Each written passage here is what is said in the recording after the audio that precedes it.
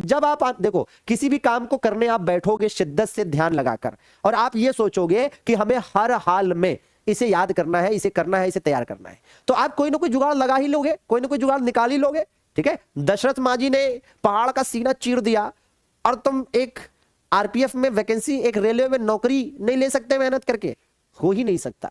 जहां चाह वहां राह, और कहते हैं ना कि फूटी आंखों से भी आंसू गिरते हैं अगर मन से रोया जाए। ठीक है, और हां, अगर कठिनाइयां, संघर्ष आपसे टकरा रहे हैं तो समझ लीजिए कि आपके भुजाओं में वो दम है, वो बल है, तभी ईश्वर ने, तभी परमात्मा ने ये संघर्ष और ये कठिनाइयां आपके हिस्से में लिखी हैं। ठीक है ना। बाकी जीने को तो इस दुनिया में ऐसे लोग भी जी रहे हैं जिनके जीवन को देखकर आपको लगेगा कि बहुतों संघर्ष है, लेकिन उनके लिए कुछ नहीं है।